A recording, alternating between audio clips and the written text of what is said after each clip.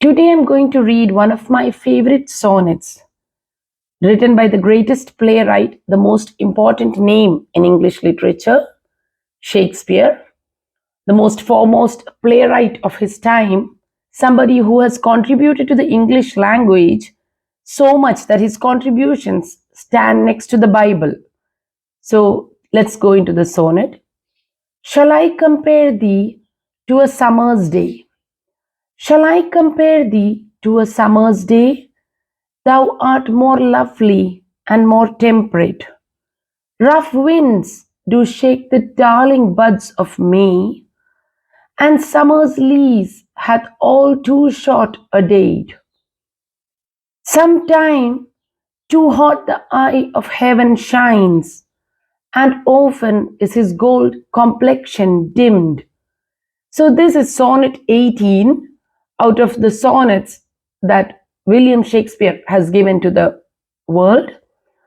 Now this poem starts by the poet comparing his beloved, the object of his love, to a summer's day. The poet says, shall I compare you? He is asking permission to the beloved. Can I compare you to a summer's day? But he immediately says that this person is far more beautiful than a summer's day. You are more lovely and more temperate. The word temperate means moderate, not swerving to any extreme, something that is so peaceful, so beautiful. Rough winds, even the darling buds of May are shaken by rough winds. He is taking the seasons, the beautiful seasons on earth, and even they seem to have their limitations. Summer's lease hath all too short a date. Summer too is given only a lease of a short period. We know that summer will quickly be followed by autumn, by winter, and summer is compared to youth, summer is compared to beauty. And the word lease means tenancy, that is a time period given for somebody to inhabit a place.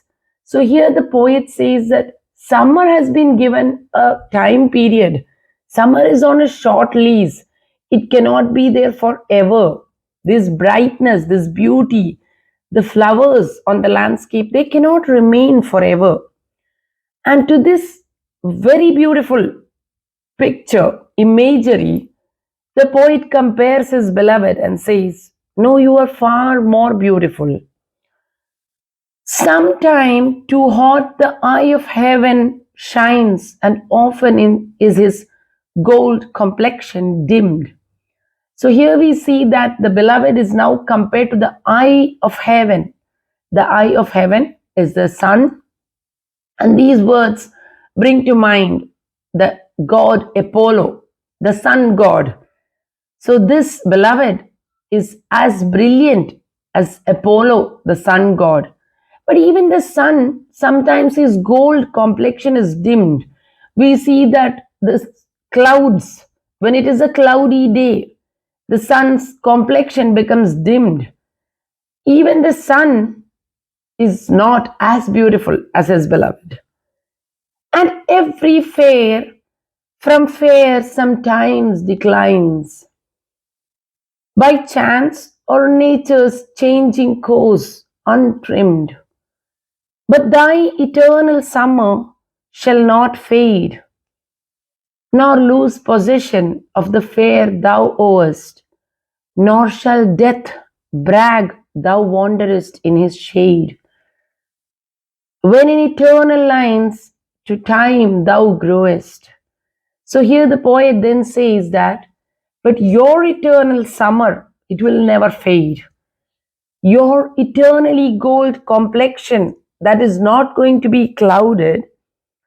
Your summer is eternal, and that fairness or that glory or that beauty which is your possession, which you own, it will remain the same. And even death will not brag that you are in its possession. Even death cannot claim you. Now one wonders, How is it possible for any human to defy death?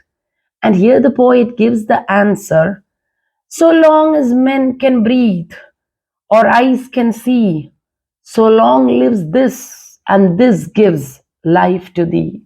He says that I am building a monument for you.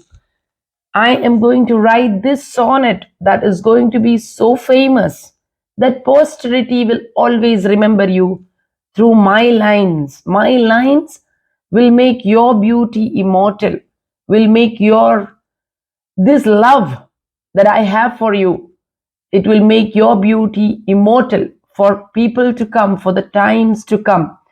And it is true that the sonnet has lived on for all the centuries, and even today is one of the most popular poems, whether it be an occasion like Valentine's Day or any celebration of love. It is one of the most famous love poems in English literature. So it is said that William Shakespeare has written this list of sonnets to a mysterious lover by the initials WH.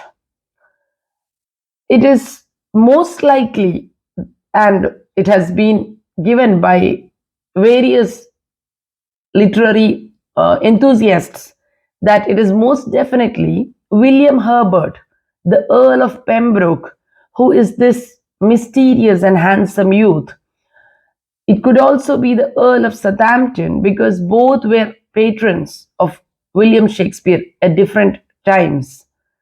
So here we see that the words like the darling buds of May, rough winds shake them. The words buds being crushed or shaken is also an imagery to evoke the untimely death or something that is young, someone who is young, meeting with untimely death or blighted young love. In Cymbeline, that is another work of Shakespeare, the character Imogen says that when I was going to proclaim my love to my beloved, my father cruelly came in like the rough wind, that is the word used, the rough winds, and crushed the love like flowers. So, this is also another work of Shakespeare. Shakespeare used a great many imageries of seasons in all his works. All his works deal with spring and summer and flowers and fruits. In order to show life, this imagery also portrayed. It was used as a background to show life. In Hamlet, when Ophelia dies, that is shown as sadness. There is thistles, there are dead flowers in the water. So, flowers is something to show life. And the most important lines of the sonnet is so long as men can breathe or eyes can see, so long lives this, and this gives life to thee. So, by making his lines, the poem about this character, he has seen to it that that beauty is held immortal, it can never fade. William Shakespeare is regarded as the most foremost of the playwrights, poets of his period. His works like Hamlet, Macbeth, King Lear are very well known and even now studied. His importance does not diminish because he has contributed so much to the English language. It is not really important whether he has written it for the Earl of Pembroke or the Earl of Southampton or anybody.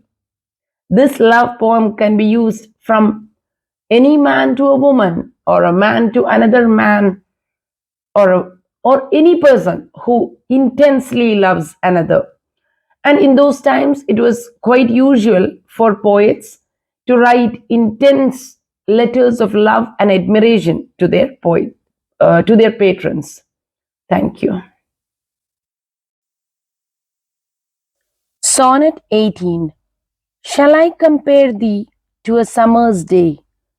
By William Shakespeare. Shall I compare thee to a summer's day? Thou art more lovely and more temperate. Rough winds do shake the darling buds of May, and summer's lease hath all too short a date. Sometime too hot the eye of heaven shines, and often is his gold complexion dimmed, and every fair. Sonnet 18. Shall I compare thee to a summer's day? By William Shakespeare. Shall I compare thee to a summer's day? Thou art more lovely and more temperate. Rough winds do shake the darling buds of May, and summer's lease hath all too short a date. Sometime too hot the eye of heaven shines, and often is his gold complexion dimmed, and every fair from fair sometime declines, by chance or nature's changing course untrimmed. But thy eternal summer shall not fade, nor lose possession of that fair thou owest, nor shall death brag thou wanderest in his shade, when in eternal lines to time thou growest. So long as men can breathe or eyes can see, so long lives this, and this gives life to thee.